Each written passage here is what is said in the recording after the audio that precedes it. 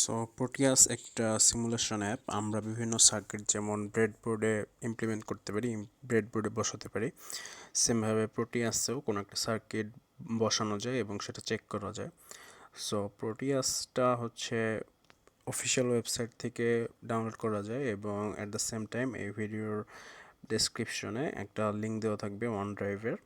সেখান থেকেও ইজিলি একটা প্রফেশনাল ভার্সন ডাউনলোড করে ইনস্টল করা যাবে। সো আমরা এখন দেখি, আমরা একটা নোটপ্যাড ওপেন করে আমরা দেখতে পাবো যে দুইটা লিঙ্ক, একটা হচ্ছে একটা অফিসিয়াল ওয়েবসাইটের লিঙ্ক এবং একটা ওয়ান ড্রাইভের লিঙ্ক। সো আমরা ফাইলটা ওপেন করি।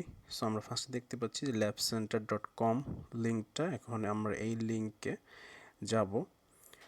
সো আমরা গুগল ক্রোম ওপেন করি, দেন আমরা লিঙ্কটা কপি পেস্ট করে আমরা ওয়েবসাইটে যাই, অফিসিয়াল ওয়েবসাইটে প্রোটিয়াসের। সো আমরা যখন যাব অফিসিয়াল ওয়েবসাইটে, আমরা দেখব যে এখানে প্রোটিয়াস সম্পর্কে বিভিন্ন ইনফরমেশন আমরা দেখতে পাবো। সো আমরা আস্তে আস্তে যদি নিচের দিকে স্ক্রল ডাউন করি, তাহলে আমরা আরও বিভিন্ন ইনফরমেশনের সাথে সাথে অনেক কিছু জানতে পারবো, প্রোটিয়াসের বিভিন্ন ইউজ কীভাবে করা যায়। সো আমরা দেখি, এখানে আমরা ট্রাই প্রোটিয়াস, এখানে যদি আমরা ক্লিক করি তাহলে হচ্ছে আমরা একটা ফ্রি ভার্সন পাবো। সো এটা হচ্ছে ডেমনস্ট্রেশন ভার্সন। সো এটা ইজিলি ডাউনলোড করা যায়, তবে এটার কিছু লিমিটেশনস আছে। সো আমরা এটা কীভাবে ডাউনলোড করা যায় দেখি। সো আমাদের এখানে বিভিন্ন ইনপুট যেতে পারে, কিন্তু এগুলো ইম্পর্ট্যান্ট না, বরং আমরা ডাউনলোড দিয়ে দিব এবং আমরা ডাউনলোড করে আমাদের পিসিতে এটা রেখে দিই। সো আমরা দেখি।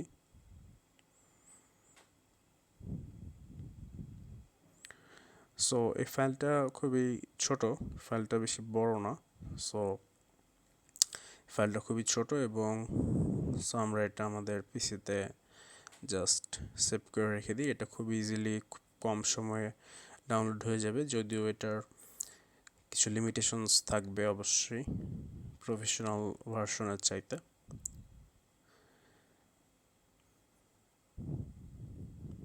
সো এখন আমরা আবার যেটা করি, আমরা ওয়ান ড্রাইভের লিঙ্কটায় যাই। এখানে আমরা একটা প্রফেশনাল ভার্সন আপলোড করে দেওয়া আছে। সো আমরা ওই লিঙ্কটায় একটা নতুন ট্যাব খুলে আমরা ওই লিঙ্কটায় যাই।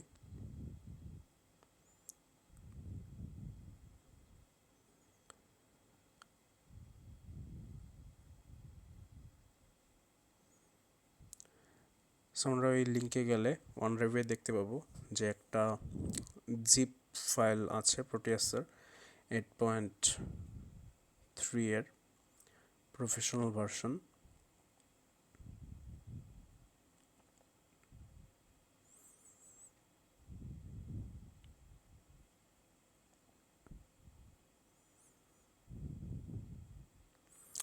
সেই জিপ ফাইলটা আমরা দেখতে পাচ্ছি, এটা হচ্ছে আমরা আমাদের ডেস্কটপে সেভ করে রাখবো আমাদের পিসিতে।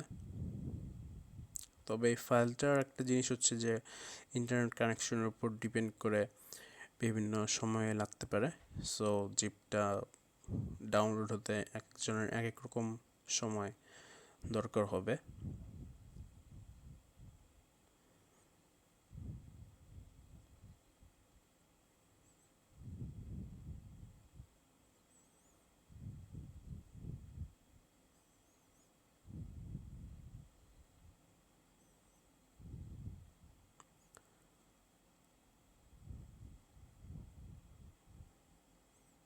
সো আমরা দেখতে পাচ্ছি এখানে ডেস্কটপে হচ্ছে আমাদের প্রোটিয়াসের যেটা ডেমনস্ট্রেশন ভার্সন এবং আমাদের ডাউনলোড করা জিপটা দুইটাই আছে। সো আমরা জিপটাকে এখন আনজিপ করি। সো জিপটাকে যদি আমরা আনজিপ করি, আমরা দেখতে পাবো বিভিন্ন ইনস্টলের ফাইল অথবা ইনস্ট্রাকশনগুলো। সো আমরা আনজিপ করলে একটা ফোল্ডার ক্রিয়েট হলো। এখন আমরা ফোল্ডারটার ভিতরে যাব, গেলে আমরা দেখতে পাবো যে এখানে 4টা ফাইল আছে। সো এখানে একটা রিডমি টেক্সট ফাইল আছে, এটার ভিতরে হচ্ছে ইনস্ট্রাকশনগুলো দেওয়া আছে ইনস্টলেশনের জন্য। So start the Proteus version 8.3 and then after the installation is complete, we have to run the patch file with administration rights. so এটা করলে আমাদের Proteus ইনস্টল হয়ে যাবে। সো আমাদের যেহেতু ডেস্কটপে Proteus অলরেডি ইনস্টলড আছে, আমরা এটা ইনস্টল করতেছি না, কিন্তু এটা ইজিলি ইনস্টল করা যাবে। সো আমরা Proteusটা ওপেন করে দেখি যে কী রকমভাবে কী করা যায়। সো আমরা একটা নিউ প্রজেক্ট খুলে আমরা দেখতে চেষ্টা করি যে কাজগুলো আসলে কীভাবে করা যায়। তো Proteusটা ওপেন করার পরে আমরা ফার্স্টে নিউ প্রজেক্টে ক্লিক করব। নিউ প্রজেক্টে যদি আমরা ক্লিক করি তাহলে আমাদের কাছে অপশন আসবে নেম অ্যান্ড প্যাথ। আমরা প্যাথ সিলেক্ট করে কোনো একটা ফোল্ডার সিলেক্ট করতে পারি। সাপোজ আমরা আগে থেকে কোনো ফোল্ডার ক্রিয়েট করে রাখতে পারি। দেন আমরা প্রজেক্টের একটা নাম দিব, সাপোজ এক্সপেরিমেন্ট 0, অ্যান্ড 0-এর ভিতরে এ নাম্বার কোনো সেকশনের একটা সার্কিট আমরা বসাবো। দেন আমরা create a schematic from the selected template, do not create a PCB layout. So আমরা just default no firmware project, so আমরা ডিফল্ট সব কিছু রেখে সাপোজ আমরা একটা জাস্ট সার্কিট নিয়ে আসলাম। সো আমরা যদি দেখি আমাদের একটা বোর্ড চলে আসলো এবং সবচেয়ে বাম দিকে আমরা selection mode, component mode, junction mode, so অনেক কিছু আমরা দেখতে পাবো। সো আমরা ফার্স্টে কোনো একটা কম্পোনেন্ট যেহেতু আমাদেরকে বসাতে হবে, আমরা কম্পোনেন্টে একবার মাউস দিয়ে সিলেক্ট করব। দেন আমরা দেখতে পাচ্ছি PL ডিভাইসেস, আমরা পিতে সিলেক্ট করব। দেন আমাদের একটা নতুন ডায়ালগ আসবে। সাপোজ আমরা 7408 যদি লিখি, আমরা 7408 চলে আসবে। সো আমরা মাউস দিয়ে যদি দুইবার ক্লিক করি আমরা লেফটে দেখতে পাবো ডিভাইস রানারে 7408 চলে আসছে। দেন সাপোজ আমরা লজিক স্টেট যদি লিখি ইনপুট দেওয়ার জন্য, আমরা লজিক স্টেট পেয়ে যাব। দেন আমরা মাউস দিয়ে দুইবার ক্লিক করলে সেটাও বামে চলে আসবে ডিভাইসের আন্ডারে। দেন সাপোজ আমরা লেড জন্য রেড লিখলে আমাদের কাছে বিভিন্ন লেড চলে আসবে। আমরা রেড অ্যানিমেটেড লেড মডেল এটা সিলেক্ট করলাম। দেন আমরা জিনিসপত্রগুলো পেয়ে গেলে ওকে দিয়ে বের হয়ে আসবো। দেন সাপোজ আমরা বামের যে অপশনগুলো ছিল এখান থেকে আমরা টার্মিনাল মোডে যদি যাই তাহলে দেখতে পাবো আমরা পাওয়ার, গ্রাউন্ড, বাস, ডিফারেন্ট জিনিস আসবে। সো আমরা যেটা করি কম্পোনেন্ট মোডে ব্যাক করব। কম্পোনেন্ট মোডে ব্যাক করে 7408-এ মাউস দিয়ে একবার ক্লিক করব।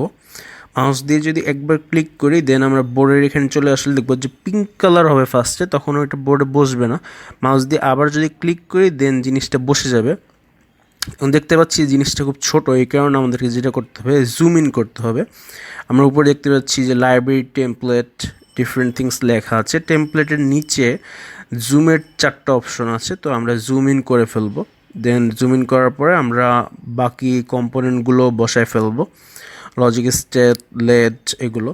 সো আমাদেরকে কানেকশন দিতে হবে। আমরা যেটা করব যে লজিক স্টেটের সাথে এন্ড পয়েন্টের সাথে যদি আমরা মাউস দিয়ে একবার ক্লিক করি দেখবো যে ওয়্যার বের হবে। কিন্তু সো আমরা লজিক স্টেটের এন্ড পয়েন্ট থেকে একটা মাউস দিয়ে ক্লিক করলে একটা ওয়্যার বের হবে, কিন্তু ওয়্যারটা যদি আমরা আইসির পয়েন্ট নিয়ে যাই ওটা ডাইরেক্ট নিয়ে গেলেই অটোমেটিক্যালি বসবে না, বরং মাউস দিয়ে ক্লিক করলে ওয়্যারটা এস্টাবলিশ হবে। সো আমাদের সার্কিটে যদি হয়ে যায় দেন আমরা টার্মিনাল মোডে যাব।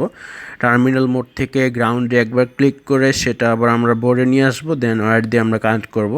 সো সার্কিটটা যদি আমাদের বসে যায় তাহলে আমাদের ইনপুট চেঞ্জ করলে আমরা লেডের কালার চেঞ্জ হবে না, বরং আমাদেরকে যেটা করতে হবে সবচেয়ে নিচে সবচেয়ে বাম সাইডে আমরা দেখব যে সিমুলেশনের জন্য 4টা অপশন আছে। সেটা হচ্ছে run simulation, pause simulation, so এরকম 4টা অপশন আছে। সবচেয়ে বামের সবচেয়ে নিচে রান সিমুলেশন দিলে আমরা দেখব যে ইনপুট অনুযায়ী লেডের কালার চেঞ্জ হবে। 1-1-এর জন্য কালার চলবে, বাকি সবগুলোর জন্য ব্ল্যাক থাকবে, এবং আমরা স্টপ সিমুলেশন দিয়ে সিমুলেশনটা অফও করে দিতে পারবো। সো এইভাবে আমরা সার্কিট বসায় চেক করে দেখতে পারবো। সো এটাই।